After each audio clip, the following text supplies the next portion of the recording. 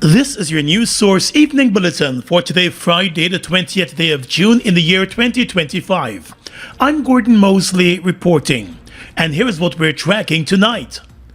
Acting Chief Justice Roxanne George, in a major ruling this morning, declared that a charge of criminal libel is unconstitutional, as she dismissed a charge that had been filed by the police against overseas-based Guyanese human rights and political activist Rickford Burke.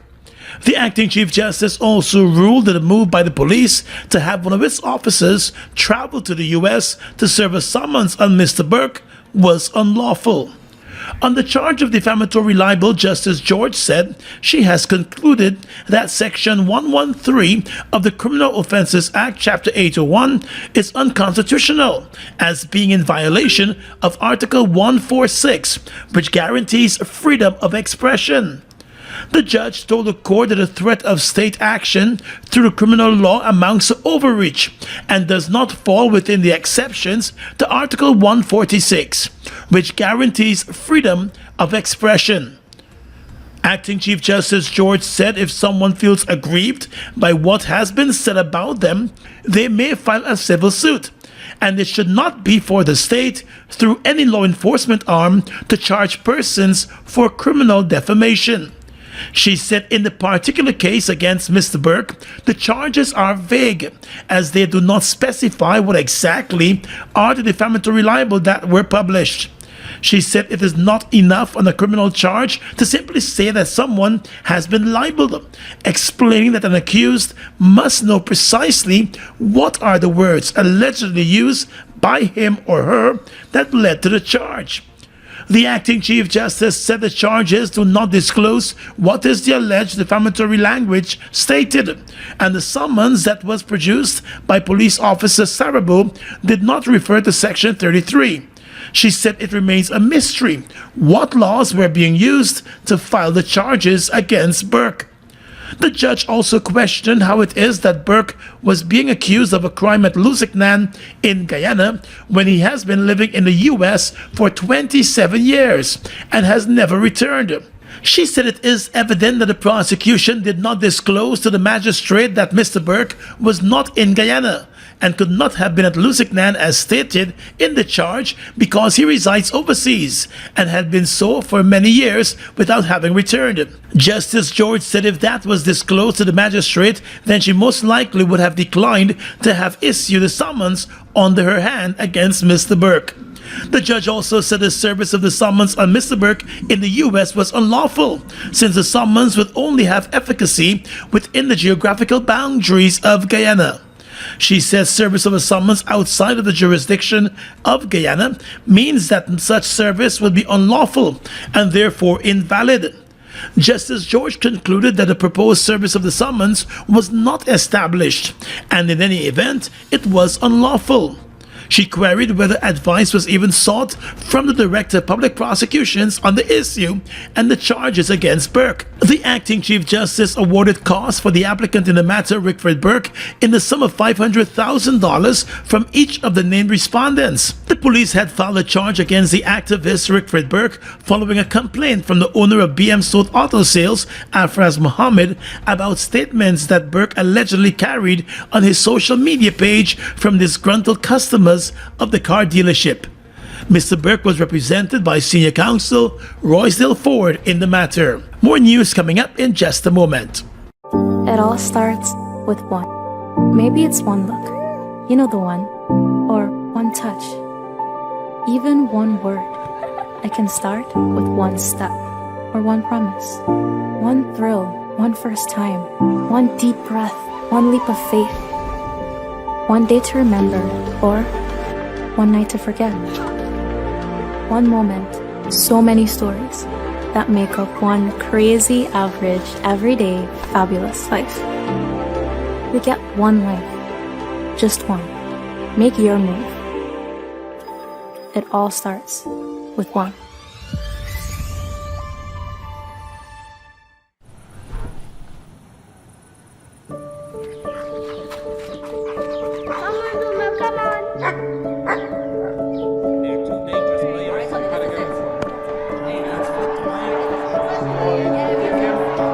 Good catch! Yes!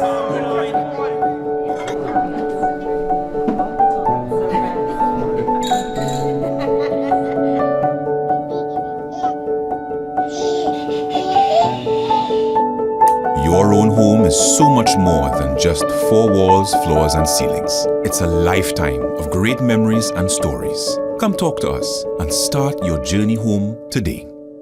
Republic Bank, we're the one for you.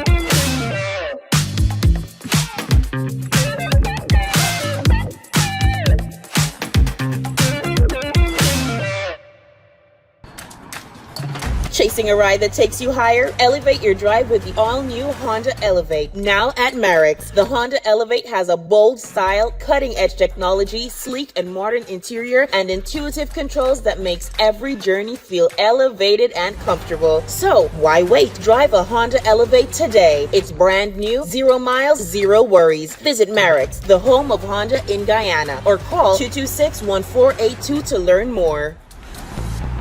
Today is the day. Sure, you may not have planned on today being that day, but hey, life comes at you fast. And look at you. You just had a baby. And you switched to digital banking. You're finally buying a new car. And you're about to take her to dinner because today is the day. And with the right advice, planning, and encouragement, you can make all your moves.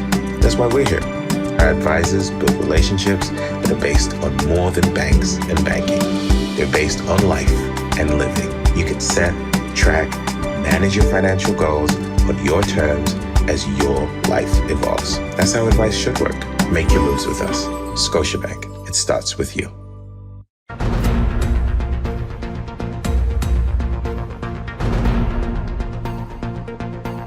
Welcome back.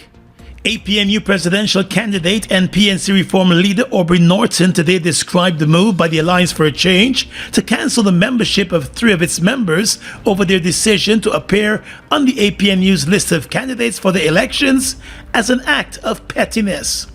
Earlier this week, the AFC announced the cancellation of the membership of Jarita Finance, Shara Duncan, and Ricky Ramsaroop. At the press conference this morning, Mr. Norton said the expulsion of the 3 by the AFC is unjustifiable.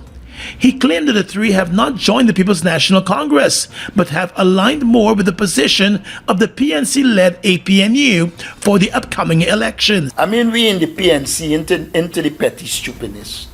But the AFC has gone to at least 10 of our people, members, and asked them to work with them. Most of them didn't. But at least one on the East Coast did. And we didn't proceed to expel them. They're still in our membership. But pettiness is part of life. Mr. Norton said while there are reports that there may not be a coalition deal between the APNU and AFC ahead of the upcoming elections, he still believes that the two sides can reach a deal, although admitting that the dynamics have now changed. Mind you, while all of this is happening, we have left the door open to coalition. We see the coming of Jaretta, Ricky, and Sherrod as a case of people who are interested in coalition and coming to join us to ensure that the coalition reflects the APNU AFC. That is not to say we have closed the door on the AFC. Norton said the APNU is moving full speed ahead with its campaign for the upcoming elections, since it has no plan to be involved in a continuous back and forth when the electoral process has a strict timeline for parties to follow. Now across to the AFC. Declaring that the AFC has moved on from the coalition talks, the party's leader Nigel Hughes this afternoon said he does not foresee anything positive coming out of another round of talks with the APNU, and will therefore move ahead with his party's plans for the upcoming elections in September. The APNU recently rejected the latest proposal by the AFC, which among other things put forward a 65-35 power sharing model in favor of the APNU. The two parties have been negotiating since January and had originally set a March 31 deadline to reach a deal. However, since then, there has been a trading of proposals and counter-proposals. At an earlier press conference today, APNU leader Aubry Norton said there was still room for further talks. But the AFC leader told reporters this afternoon that he does not envision anything like that happening. I think the prospects of anything positive coming out of further engagements, the prospects are marginal. We have moved on and we are heading straight to the election, as I'm sure APNU is. Mr. Hughes also said it is perceived that it was the AFC that has been unreasonable throughout the talks. He detailed how his party compromised on many of his positions and proposals and was still unable to reach a deal. When these negotiations commenced and when the negotiators from AFC met with the negotiators from APNU, the AFC presented a document that said, these are the policies and programs that we would like to discuss first, because we think it is important that we identify the program for any coalition, and we will park the issue of presidential candidate until afterwards. Meanwhile, Alliance for a Change chairman David Patterson said he is unaware of claims made by Mr. Norton that the AFC was trying to recruit APNU members. I don't know about us engaging any 10 new members and one coming over. Absolutely just speculative, very, very speculative, that comment. But I mean, obviously, we wish all persons contesting these elections, in whichever party they are, decide to contest, the best of luck. With regards to the three former members, Finance, Duncan and Ramsarup, Mr. Hughes said that he had personally co-opted the three into his central executive and management committees. And though he's unaware of any dissatisfaction, he noted that they were often absent from party meetings and events.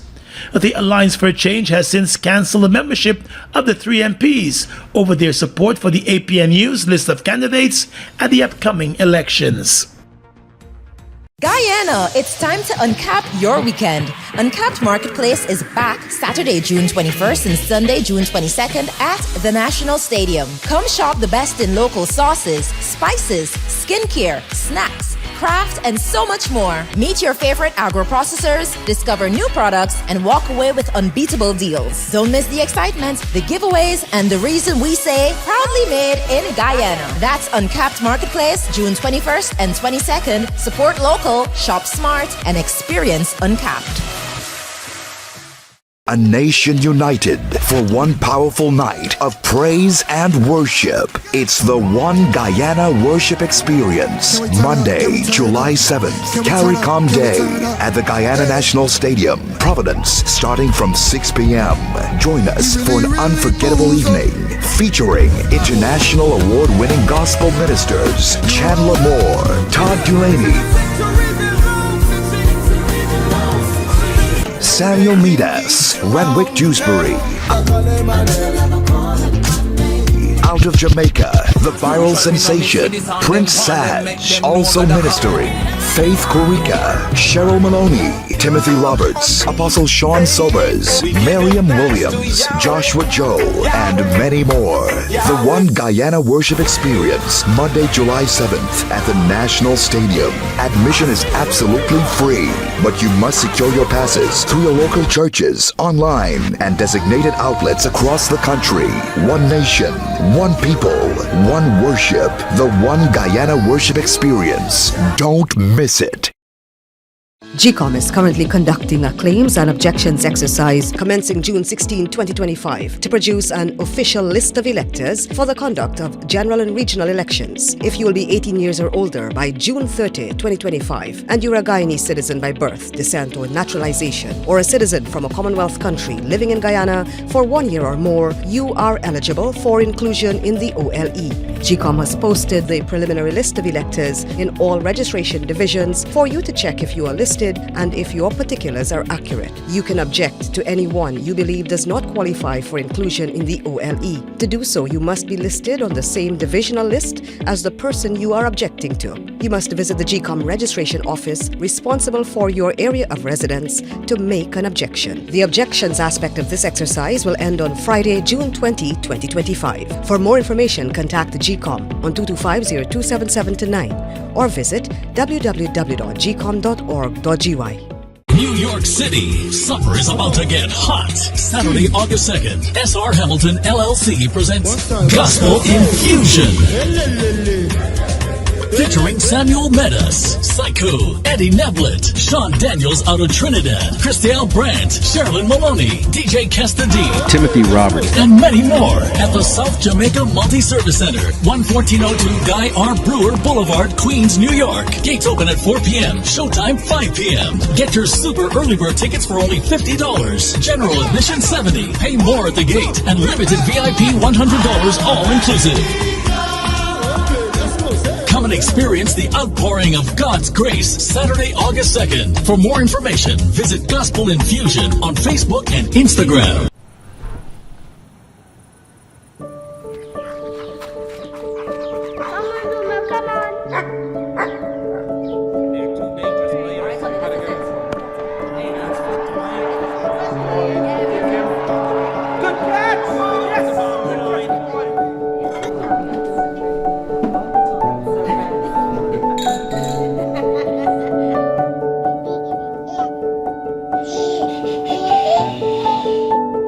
Your own home is so much more than just four walls, floors, and ceilings. It's a lifetime of great memories and stories. Come talk to us and start your journey home today. Republic Bank. We're the one for you. Washi. Hi people. Washing made so easy since I found Washi. Washi me use wash me clothes and I can say Washi soap powder wash clothes so nice. Washi soap powder leave your clothes color bright. Washi soap powder leave me clothes smelling nice, of course. So give thanks to Washi soap powder for doing my laundry right. Keep my clothes color bright. Have my clothes smelling nice for sure.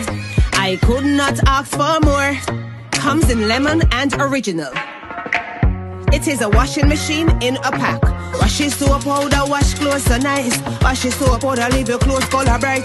Washi soap powder have my clothes smelling nice, of course. Distributors located in the Starbrook Market. Still in the world of politics tonight, APNU presidential candidate and opposition leader Aubry Norton today said he nor his party will remove Jarita Finance as the prime ministerial candidate for the APNU, even if a new deal is struck with the AFC. The Alliance for Change has already said it does not support the candidacy of Miss Finance and has also expelled her from the party. Additionally, the AFC has also closed the door to further coalition talks with the APNU. At a press conference, Mr. Norton said if talks between the APNU and AFC were to resume and a coalition agreement is reached, it will be up to Jarita Finance to decide on whether she wants to make way for an AFC nominee. AFC sent a new proposal. And with the person that were engaging us, I told that person that they can say to the AFC, we are willing to continue discussions, but we have committed to making Jarita Finance the prime ministerial candidate. And if Jarita wants to give the opportunity for the AFC to select the candidate, we have no problem with that.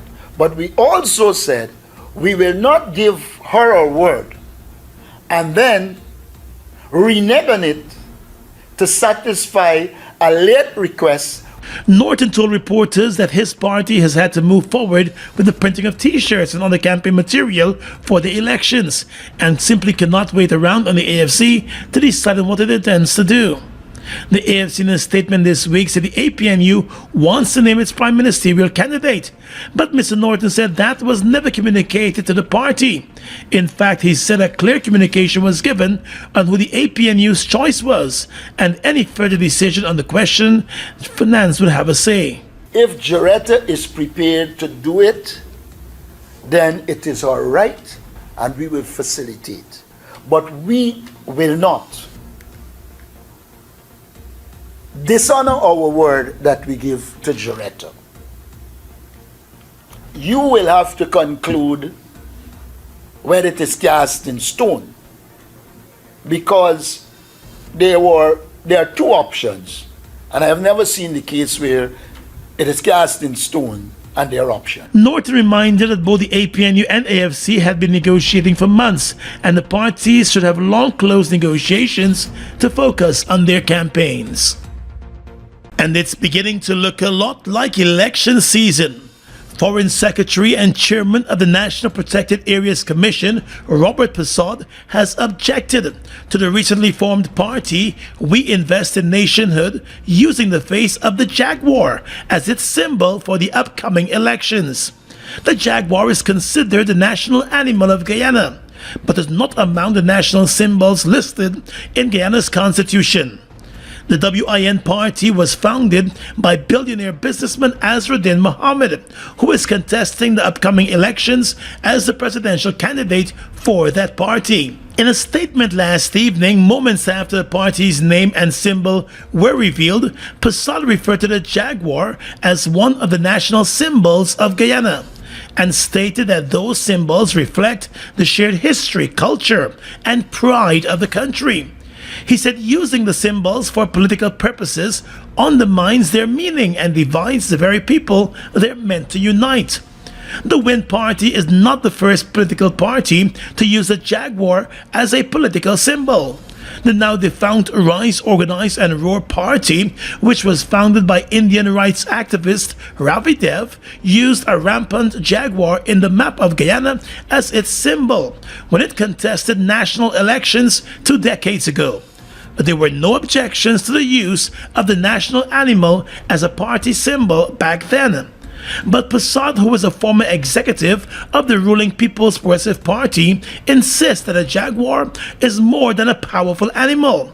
He said as it speaks to who we are as Guyanese, resilient and deeply rooted to the land. Persaud said turning what he considers a national symbol into a party logo strips it of that shared meaning and tries to turn it into something small, partisan, and representing only a few. He said instead of turning the jaguar into a hollow political brand, there is need for the honoring of national symbols by keeping them where they belong, with all the people of Guyana. Guyana's national flower, the Victoria Regia lily, is used as a symbol for the Citizenship Initiative Party, which contested the last general elections. There were no objections to that party using the national flower as its symbol. Opposition Member of Parliament Sherrod Duncan and former Mayor of Georgetown Ubraj Narain were this morning freed of charges of exciting racial hostility by Magistrate Lerone Daly. The charges were filed against the two opposition members back in 2022 during a protest for vendors outside the Georgetown Hospital.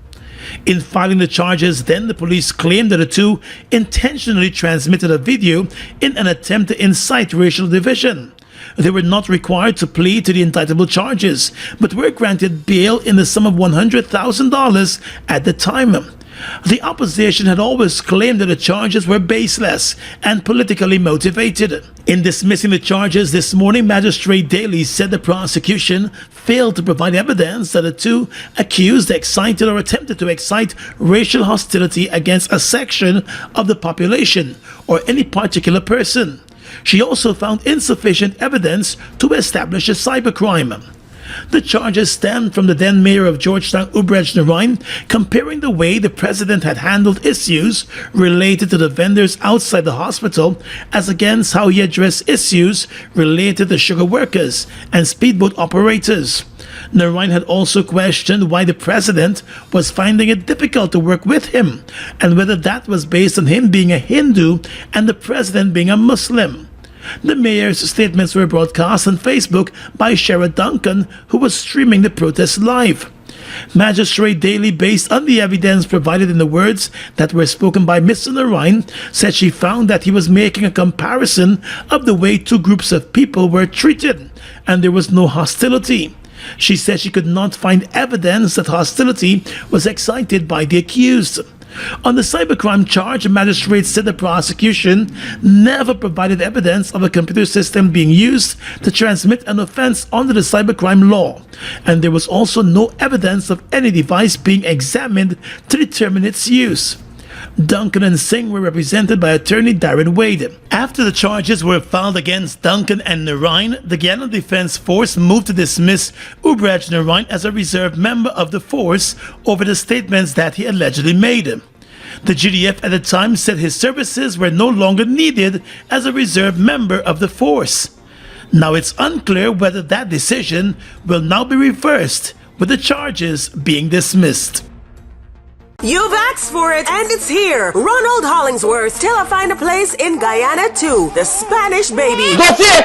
You come and shut this baby up, yeah? This is creepy baby you got in, y'all. See, ever since this baby born, you ain't take over, feeder, or nothing. What kind of father is you?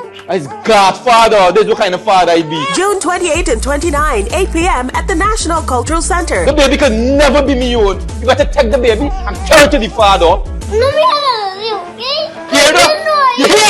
Tickets $3,000 and $2,500. Directed by Sharon Cadogan Taylor and Ronald Hollingsworth. Till I find a place in Guyana too. The Spanish baby. Sponsored by Sylvie's Industrial Solutions, Camley's Academy, and the Ministry of Natural Resources. Prostate cancer is one of the most common cancers in men, but early detection can save lives. So, who needs to be screened? If you're 50 or older, it's time to talk to your doctor about screening. But some men need to start even earlier. Your risk is higher if you have a family history of prostate cancer. Screening may be recommended as early as 40 years. Screening is quick and can include a PSA blood test or a simple exam. It's the first step in catching prostate cancer early, when it's most treatable. Don't wait. If you're at risk, get screened, because taking care of your health means being there for the moments that matter most. Screen early, live fully. When the night has come and the land is dark.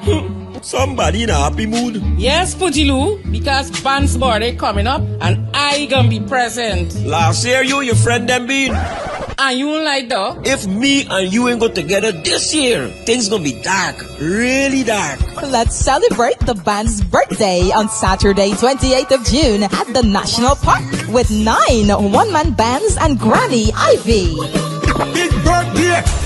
Early bird tickets for $2,000. Stage front, $5,000. Tickets located at Just Your Size Boutique, Stovetop, White Castle Fish Shop, Fireside Sweets, and Team Extra Stabrook Market. Band's birthday 2025, June 28th at the National Park. Gates open from 6 p.m. and free gate upon entry. Let's go dancing. Buster presenting the new 500 milliliter. Wow, Buster flavor full. Make every meal better. Grab a Buster for drink, Buster move. Taste this. 500 ml, that's it. Buster for days, that's cool. Buster 500 milliliter is a brand new choice of my drink with my food. Vibing every munch, that's smooth. Introducing the new Buster 500 milliliter. Grab a bottle with your lunch today. Guyana's economy is rapidly transforming, and we're all part of it. Guyoil is at the forefront of this development by providing reliable and efficient energy and supporting community development from the very core. 100% of Guyoil's profit goes back to building schools, roads, another important infrastructure that connects our cities and towns, providing fuel to domestic, marine, industrial, and aerial transportation. Guy Oil has now repositioned itself as a market leader in the petroleum industry, building a better future for all of us.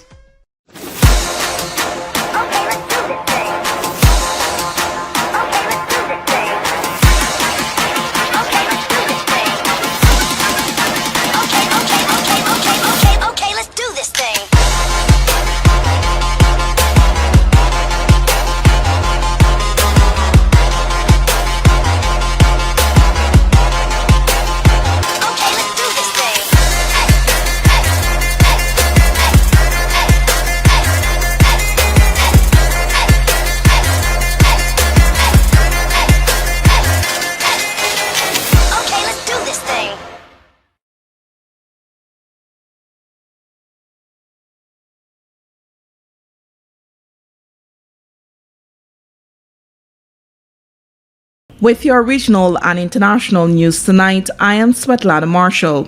In the region, Eric weakened to a tropical storm after making landfall as a major hurricane on Mexico's southern Pacific coast Thursday, leaving flooded streets, damaged boats and buildings, as authorities warn of dangerous rains.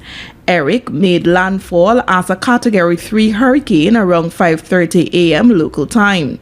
By mid-afternoon, it had slowed to a tropical storm as it moved inland, with sustained winds weakening to 50 miles per hour. In coastal towns, residents began clearing debris. Officials cautioned that Eric's intense rains remained dangerous. Life-threatening flooding and mudslides are expected, especially in areas of steep terrain, the U.S. National Hurricane Center said, forecasting up to 8 inches in some states. Mexico's Environment Ministry also warned of waves of up to 10 meters, or 33 feet. No deaths were immediately reported, the head of Mexico's Civil Protection Agency said at a press conference. The Barbados-based Caribbean Development Bank, CDB, has welcomed the announcement by Canada that it is providing a portfolio guarantee of up to US $200 million to the region's premier financial institution, CMC reports. The announcement is part of Canada's broader G7 initiative to drive innovative financing at multilateral development banks, dedicating up to US $400 million in portfolio guarantees to the Inter-American Development Bank, IDB, and the CDB. This funding is anticipated to unlock up to US $1.6 billion in new development financing to address challenges across Latin America and the Caribbean. The CDB said that Ottawa made the announcement at the recently held G7 summit in Canada, and a transformative milestone in expanding development financing for the Caribbean. The initiative bolsters CDB's capacity to deliver essential support to its borrowing member countries, BMC, while reinforcing the bank's financial resilience and enhancing its capital optimization, the CDB said.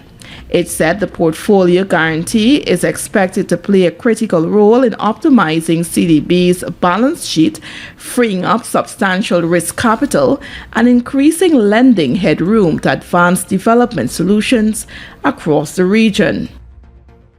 And finally tonight, international news. The Netherlands has launched Operation Orange Shield to protect next week's NATO summit, deploying combat helicopters, sea patrols, over 10,000 military and police personnel, bomb squads, and air defense systems. About 6,000 delegates and leaders from 32 countries, including U.S. President Donald Trump, will attend the close-off event at The Hague's World Forum.